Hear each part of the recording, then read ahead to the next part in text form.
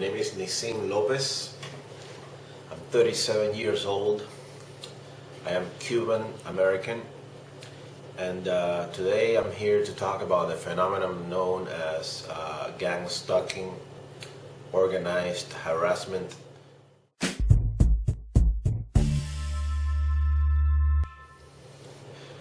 Basically, this is a psychological terrorism, a way to break you emotionally, psychologically. Who is behind this? Well, at least from my personal experience here in America, in the United States, we're talking about intelligence agencies,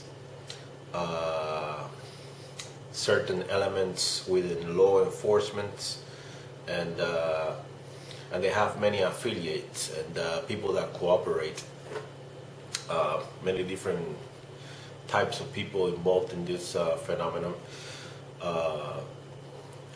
and basically they want to. When you become a target for this kind of, this kind of phenomenon. Like I said, they want to break you emotionally and psychologically. They want to fabricate false evidence in order to throw you in jail. They want to make you look like a pathological monster in the eyes of society. They definitely will do their best to throw you in a psychiatric institution in order to demolish your testimony so that your word won't be reliable. So basically, gang stalking and organized harassment, however you call it, is a way of killing a person, pretty much. They might not kill your body physically, but they kill you emotionally and psychologically. It's terrorism. It is funny because when people think of the word terrorist, what they see in their mind is an Arab blowing himself up in a plane or in a bus or something like that. But there are many forms of terrorism, pretty much. And I have undergone this kind of stuff. I have been harassed by intelligence agencies that operate freely here in the United States of America ever since early 2011 until now, August of 2013.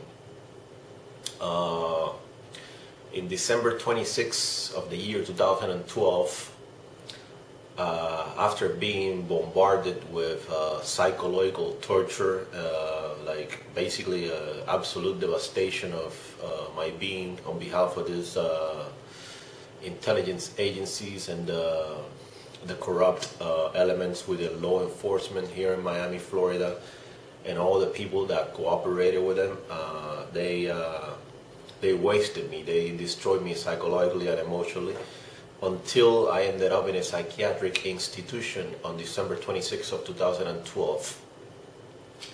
I was there for like about 2 weeks, and then of course, once you end up in a psychiatric institution, that's it, your testimony is demolished. This is done on purpose, so that when you do what I'm doing right now, like revealing myself to society, like basically relating my experience to you, the viewer, so that my testimony won't be valid. So it's a really horrible experience. I guess it depends on who you are, what strength do you have, if you have serious spiritual beliefs, what kind of foundation you stand on, etc.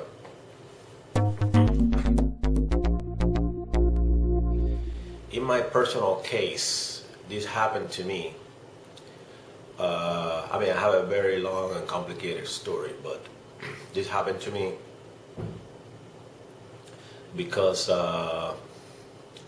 I had a verbal confrontation. I wouldn't call it a confrontation, but I had a verbal disagreement with a rabbi, an Orthodox rabbi, in Miami, Florida. His name is Shmuel Gopin. He's a rabbi from Chabad Lubavitch of Midtown in Miami, Florida. Rabbi Shmuel Gopin of Chabad Lubavitch of Midtown in Miami, Florida. He's married to a lady from Argentina named Hannah, and he's a representative of Chabad in Miami, Florida. If you want to know what the kind of stuff that Chabad is involved with, please go to the website chabadmafia.com. C-H-A-B like a boy, A-D, mafia.com. Basically, this rabbi didn't like a few things that I said to him, and he has many friends in high places. For example, one of his congregants, one of the guys that goes to his synagogue is called Bernie Modell. They call him the Kohen, Bernie Modell. Bernie is pretty much the personal bodyguard of Rabbi Gopin. He always carries a gun with him. I believe, if I am not mistaken, that he's an ex-law enforcement, and he has friends in law enforcement here in Miami, Florida. Excuse me. And he has friends in the FBI as well. Rabbi Shmuel Gopin is also friends with another Orthodox rabbi here in Florida as well. This rabbi is called Rabbi Pinchas Weberman. I repeat, Pinchas Weberman. He's the rabbi of an Orthodox synagogue in North Miami Beach called Oheb Shalom. I repeat, Oheb Shalom in North Miami Beach.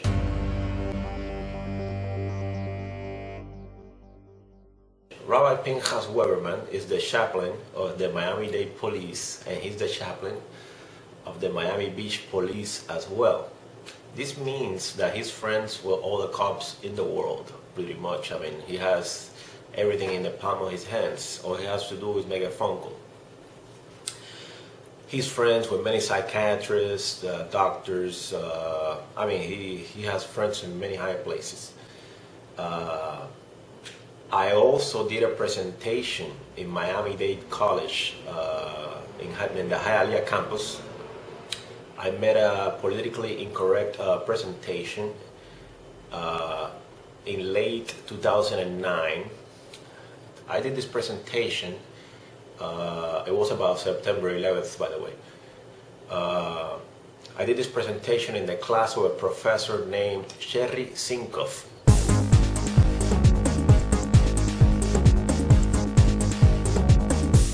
Sherry Sinkoff is a Jewish woman from Brooklyn, New York, and she didn't like my presentation.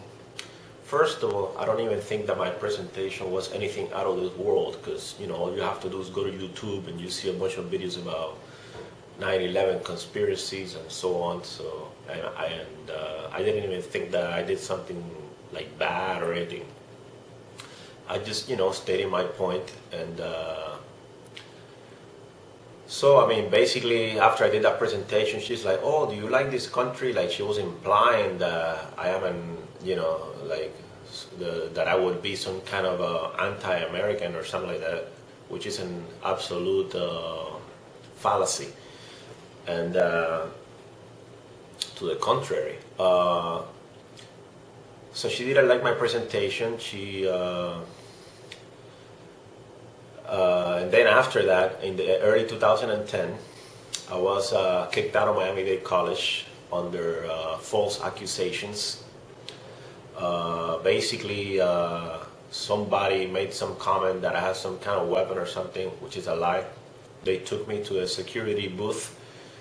They called the cops on me, and then they interrogated me. Then the academic dean advisor of Miami-Dade College Hialeah campus, she said that I had violated a code of conduct and so on.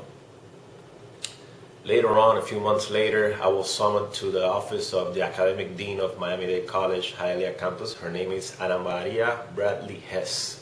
I repeat, Ana Maria Bradley Hess.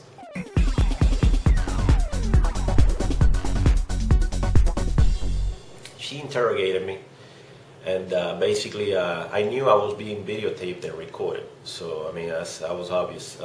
I guess that she was hoping that I would say something that could be used against me in court, you know. But you know, I had nothing to hide, so what the hell.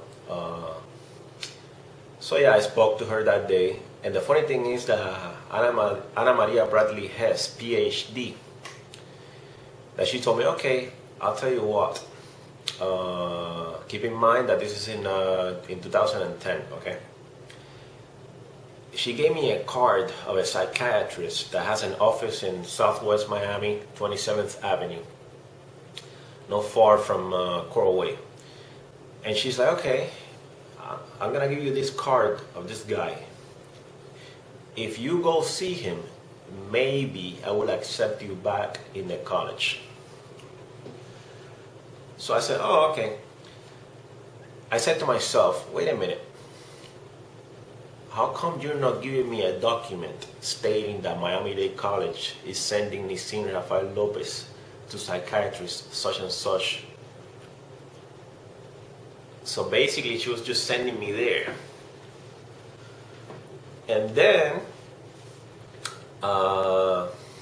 in early 2011, I started being gang stalked, harassed everywhere I went.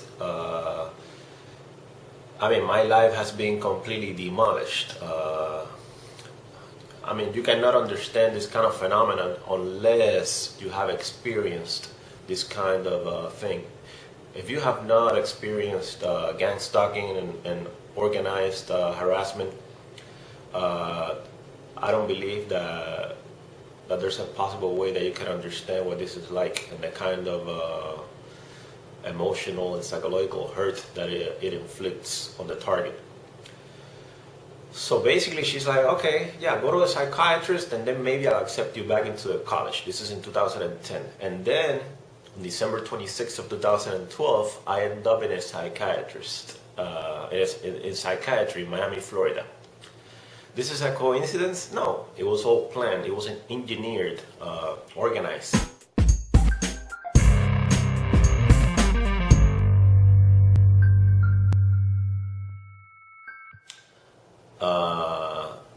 I believe that what has happened to me is more than obvious. You know, I dared to open my mouth and say a few things that some people didn't like, and they got together with some influential individuals here in Miami, Florida, and they said, okay, this guy, you know, we need to destroy this guy's life, and he doesn't really have any family, he's here by himself in the United States, so, you know, and he's an artist, he's creative, so we could say that he's crazy. The only problem with this guy, meaning me, is that he doesn't do any drugs, he doesn't drink, he doesn't smoke cigarettes, so we're gonna have to find a way to make it look bad in the eyes of society.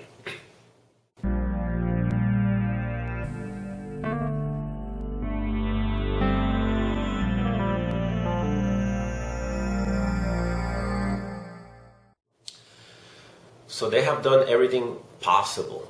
I mean, things that you cannot even possibly begin to imagine to destroy me and to make me look bad in the eyes of society. Thank God I have some kind of, I will call it psychic intuition. Plus I've been reading all my life. I guess reading did something good for me in the end.